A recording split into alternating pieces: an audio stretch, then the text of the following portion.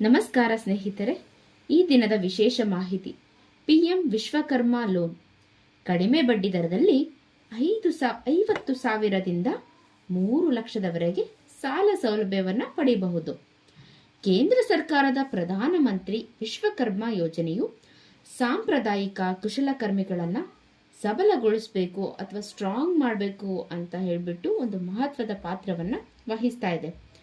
ಸಾಲ ಪ್ರಕ್ರಿಯೆಯನ್ನು ಸರಳಗೊಳಿಸಿ 50,000ದಿಂದ 1,00,000ದವರೆಗೆ ತ್ವರಿತ ಅಂದರೆ ಇಮ್ಮಿಡಿಯೇಟ್ ಆಗಿ ಸಾಲಗಳನ್ನು ಒದಗಿಸುವ ಮೂಲಕ ಕುಶಲಕರ್ಮಿಗಳ ಆರ್ಥಿಕ ಹೊರೆ ಕಡಿಮೆ ಮಾಡುವತ್ತ ಸರ್ಕಾರ ಇವಾಗ ಗಮನ ಹರಿಸಿದೆ ಅಂತಾನೆ ಹೇಳ್ಬೋದು. ಯೋಜನೆಯು ಸುಮಾರು 18 ಆವೃತ್ತಿಗಳನ್ನು ಹೊಂದಿದ್ದು ಬಡಗಿ, ಕುಂಬಾರರು ಮತ್ತು ಚಿನ್ನಕಾಸರರಂತಹ ಸಾಂಪ್ರದಾಯಿಕ ಕಸುಬುದಾರರಿಗೆ ಹೊಸ ಅವಕಾಶಗಳನ್ನು ತೆರೀತಾ ಇದೆ. ಇದರ ಮುಖ್ಯ ಉದ್ದೇಶ ಪ್ರಧಾನ ನರೇಂದ್ರ ಮೋದಿ ಅವರು 2022 ಸೆಪ್ಟೆಂಬರ್ ಅಲ್ಲಿ ಆರಂಭಿಸಿದಂತಹ ಈ ಯೋಜನೆ ಸಣ್ಣ ಮತ್ತು ಮಧ್ಯಮ ಕೈಗಾರಿಕೆಗಳ ಸಚಿವಾಲಯದ ಅಡಿ ನಡೀತಾ ಇದೆ. ಇದರ ಮುಖ್ಯ ಗುರಿ ಸಾಂಪ್ರದಾಯಿಕ ಕುಶಲಕರ್ಮಿಗಳನ್ನು ಆಧುನಿಕತೆಯೊಂದಿಗೆ ಸಂಯೋಜಿಸಿ ಅವರನ್ನು ಸ್ವಾವಲಂಬಿಗಳನ್ನಾಗಿ ಮಾಡೋದು ಇದರ ಉದ್ದೇಶ ಆಗಿದೆ.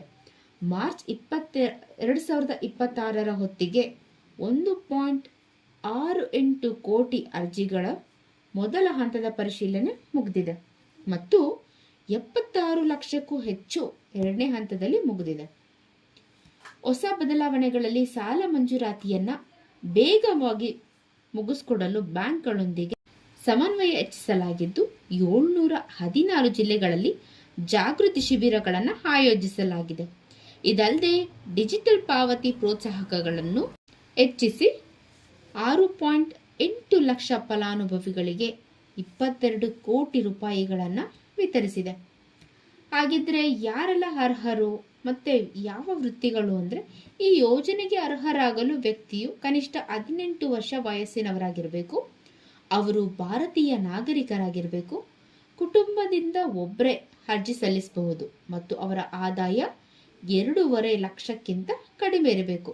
ಕಳೆದ 5 ವರ್ಷಗಳಲ್ಲಿ ಇತರ ಸರ್ಕಾರಿ ಸಾಲ ಯೋಜನೆ ಅಡಿ ಯಾವುದೇ ಸಾಲವನ್ನು ಪಡೆದಿರಬೇಕು. ಯೋಜನೆಯು 18 ವೃತ್ತಿಗಳನ್ನು ಆವರಿಸಿದೆ.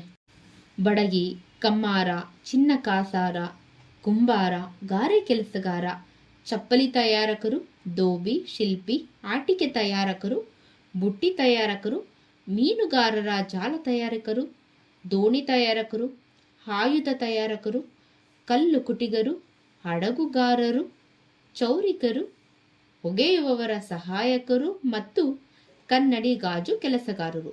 ಹೊಸ ಬದಲಾವಣೆಯಲ್ಲಿ SC, SC ಅಥವಾ OBC ವರ್ಗಗಳಿಗೆ ಹೆಚ್ಚುವರಿಯಾಗಿ ನೆರವುಗಳನ್ನು ಒದಗಿಸಲಾಗಿದ್ದು ಮಹಿಳಾ ಕುಶಲಕರ್ಮಿಗಳಿಗೆ ಇಲ್ಲಿ ಆದ್ಯತೆ ನೀಡಲಾಗ್ತಾ ಇದೆ. ಹಾಗಿದ್ರೆ ಅರ್ಜಿ ಪ್ರಕ್ರಿಯೆ ಹೇಗೆ ಇರುತ್ತೆ ಮತ್ತೆ ಅಗತ್ಯವಿದ್ದಂತಹ ದಾಖಲೆಗಳು ಯಾವುದು ಅಂದರೆ, ಅರ್ಜಿ ಪ್ರಕ್ರಿಯೆಯನ್ನು ಡಿಜಿಟಲ್ ಮಾಡಿ ಸರಳಗೊಳಿಸಿದ್ದಾರೆ. PM Vishwakarma.gov.in ಪೋರ್ಟಲ್ ಮೂಲಕ ಆನ್ಲೈನ್ನಲ್ಲಿ ನಡೆಯುತ್ತೆ. ಮೊದಲು ಮೊಬೈಲ್ ನಂಬರ್ ಮೂಲಕ ನೀವು ರಿಜಿಸ್ಟರ್ನ ಮಾಡಿ, ಆಧಾರ್ KYC ಪೂರ್ಣಗೊಳಿಸಿ, ನಂತರ ವೃತ್ತಿ, ಆದಾಯ ಮತ್ತು ಬ್ಯಾಂಕ್ ವಿವರಗಳನ್ನು ಪೂರ್ತಿ ಮಾಡಿ. ಇಲ್ಲಿ 3 ಹಂತದ ಪರಿಶೀಲನೆ ನಡೆಯುತ್ತೆ: ಗ್ರಾಮ ಪಂಚಾಯಿತಿ ಮಟ್ಟ, ಜಿಲ್ಲಾ ಸಮಿತಿ ಮತ್ತು ರಾಜ್ಯ ಮಟ್ಟದ ಅನುಮೋದನೆ. ಹಾಗಿದ್ರೆ ನಿಮಗೆ ಬೇಕಾಗಿರುವಂತಹ ದಾಖಲೆಗಳು: ಆಧಾರ್ ಕಾರ್ಡ್, ಬ್ಯಾಂಕ್ನ ಪಾಸ್ಬುಕ್, ವೃತ್ತಿ ಸಾಬೀತು, ಪಾಸ್ಪೋರ್ಟ್ ಸೈಜ್ ಫೋಟೋ ಮತ್ತು ಜಾತಿ ಅಥವಾ ಆದಾಯ ಪ್ರಮಾಣ ಪತ್ರ. ಲೈಫ್ ಲೈನ್ಗೆ CSC ಕೇಂದ್ರಗಳನ್ನು ನೀವು ಬಳಸಬಹುದು. ಹೊಸ ಅಪ್ಡೇಟ್ನಲ್ಲಿ ಅರ್ಜಿ ನಿರಾಕರಣೆಗೆ ಕಾರಣಗಳನ್ನು ಲಿಖಿತವಾಗಿ ಪಡೆಯುವ ನಿಯಮ ಜಾರಿಯಾಗಿದ್ದು ಮರುಪರಿಶೀಲನೆಗೆ ಅವಕಾಶ ಕೂಡ ಇಲ್ಲಿ ಇದೆ. ಹಾಗಿದ್ರೆ ಸಾಲ ವಿತರಣೆ ಮತ್ತು ಮರುಪಾವತಿಯ ವಿವರಗಳನ್ನ ನೋಡೋಣ ಬನ್ನಿ. ಸಾಲಗಳನ್ನು 2 ಹಂತಗಳಲ್ಲಿ ವಿವರಿಸಲಾಗುತ್ತೆ. ಮೊದಲ ಹಂತದಲ್ಲಿ 1 ಲಕ್ಷ ರೂಪಾಯಿಗಳು ಅಂದರೆ 18 ತಿಂಗಳಲ್ಲಿ ನೀವು ಮರುಪಾವತಿ ಮಾಡಬೇಕು. ಎರಡನೇದು 2 ಲಕ್ಷ, ಇಲ್ಲಿ ನೀವು 30 ತಿಂಗಳೊಳಗೆ ಮರುಪಾವತಿ ಮಾಡಬೇಕು. ಬಡ್ಡಿ ದರ ಕೇವಲ 5%. ಸರ್ಕಾರದ ಸಬ್ಸಿಡಿ 8%. ಹೊಸ ಬದಲಾವಣೆಯಲ್ಲಿ ಇಎಂಐನ ಹೊರೆ ಸ್ವಲ್ಪ ಕಡಿಮೆನೆ ಮಾಡಿದ್ದು 50,000ದಿಂದ 1,00,000ದವರೆಗೆ ಸಣ್ಣ ಸಾಲಗಳನ್ನು ತ್ವರಿತವಾಗಿ ಮಂಜೂರು ಮಾಡುವಂತಹ ವ್ಯವಸ್ಥೆ ಜಾರಿಯಾಗಿದೆ. ಸ್ನೇಹಿತರೆ, ಇಲ್ಲಿ ಮರುಪಾವತಿ ಯಶಸ್ವಿಯಾದರೆ ಮಾತ್ರ, ಅಂದರೆ ಮೊದಲ ಮರುಪಾವತಿ ಯಶಸ್ವಿ ಆದರೆ 2ನೇ ಹಂತಕ್ಕೆ ಅರ್ಹರಾಗಿರ್ತಾರೆ. ಹಾಗೆ ಇಲ್ಲಿ ಯಾವುದೇ ಪ್ರೊಸೆಸಿಂಗ್ ಫೀಸ್ ಇರೋದಿಲ್ಲ. ಹಾಗೆ 30 ದಿನದಲ್ಲೇ ನಿಮಗೆ ಮಂಜೂರಾಗತ್ತೆ. ಇವತ್ತಿನ ಮಾಹಿತಿ ನಿಮ್ಮೆಲ್ಲರಿಗೂ ಉಪಯೋಗ ಆಗಿದೆ ಅಂತ ಭಾವಿಸ್ತೀನಿ. ನಿಮ್ಮೆಲ್ಲರಿಗೂ ಧನ್ಯವಾದಗಳು.